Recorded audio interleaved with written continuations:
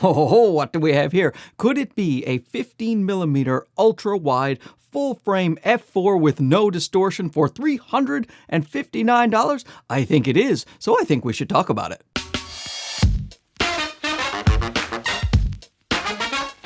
Oh, would you look at this beauty right here? I'm doing the Panasonic S5 II in 5.9K. Thanks to Camera Canada for lending this guy out for testing and review, and we'll see how the autofocus does throughout this video. I am pretty confident it will be okay. But this lens was also sent over, not by Camera Canada, but by 7Artisans. This is the 7Artisans 15mm f4. So the lens is available for the Sony E mount, the L mount Alliance, the EOS R mount, and also the Nikon Z mount, because I'm Canadian. Now, if you don't know 7Artisans, they are a great budget lens manufacturer. I have reviewed many of their lenses. The build quality is always good, the price is good, and the optics are good. And this guy is no exception. It's an all-manual lens. There is no electronics going into the camera, no in-camera corrections, there is no autofocus, and a lot of people really love using these type of lenses. My buddy Mark Weimels, he's got a great camera channel. He actually got me into that. His videos about especially wide-angle lenses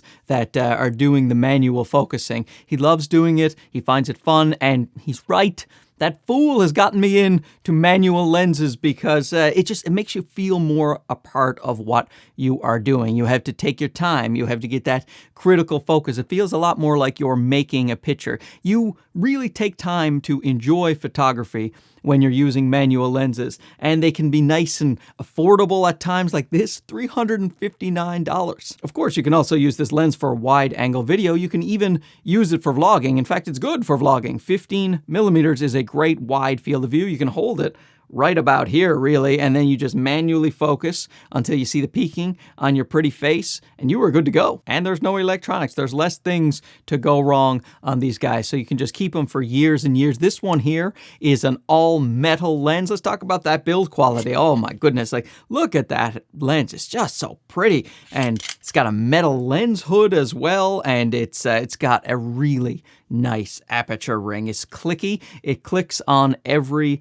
f-stop, and it's nice and satisfying. And the focus ring, talk about nice, oh boy, is that smooth, which is of course essential because you're going to be manually focusing with this. You want a nice focus ring. Here's one that might be worth the price of admission for a lot of people, and that is the 77mm filter thread. When you get these ultra wide angles, these 15mm angles, then sometimes it's hard to put a filter on there because the lens bulges out due to the way it is shaped. But this guy you can put a filter on, which is great because a lot of times you'll be using this for landscape photography and you'll want to put like a circular polarizer on, maybe to stop reflections in water or to change the color of the sky, a different hue of blue. It goes from f4 to f22. It has 10 diaphragm blades, so you can stop it down and get sun stars if you want, and it weighs 536 grams. And the big selling point for this guy, besides price in my opinion, is what I mentioned at the beginning of the video, and that is the lack of distortion. So people are going to want to shoot a lot of wide things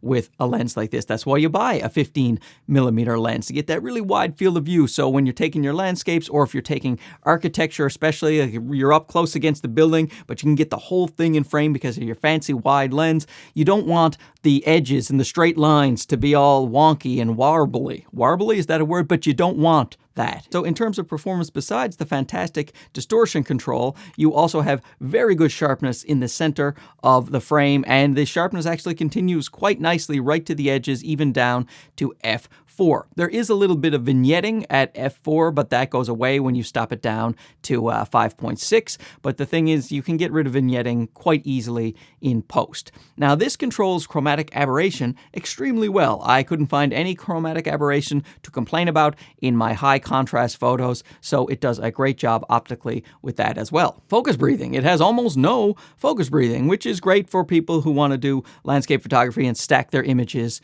in post. You know, you want to focus on the foreground and then at infinity, maybe a few spots in between, blend them all together, and then you don't have to worry about the sides changing on you and making adjustments for that, because this guy's very good with the focus breathing. So let's talk about the drawbacks now, because for $359, you're not going to get a perfect lens. And the first one is not the lens's fault. It's a manual lens, but autofocus. It has no autofocus. If you're looking for a lens that autofocuses, this guy is not your bag right here. But one of the problems it actually does have is flaring. If you're down at f4, you're going to see a lot of flaring with very bright lights. So make sure you stop your lens down past f4, at least go to 5.6. Now, with landscape photography where the sun is in the sky, you're often shooting f9, f11, f13 anyway, so you probably won't have to worry about it much. But at f4, very bright lights will have some nasty flaring at times. So leave your lens hood on, stop it down a little bit, you'll be fine. Its minimum focus distance is 0.4 of a meter, and that is pretty far, especially for a wide-angle lens.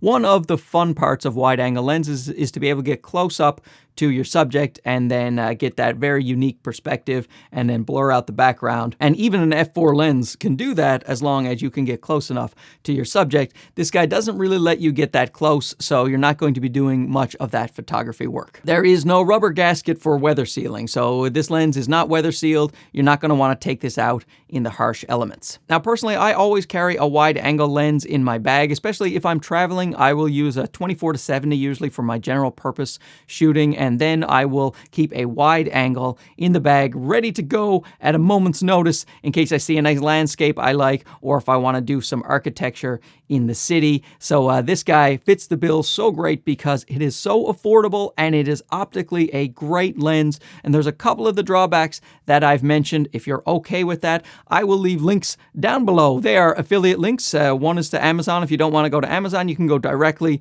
to their website right there. So click on those links, make me stinking rich, get yourself a nice wide angle manual lens if that is something that you're into, and we'll talk to you again soon. Okay, bye-bye.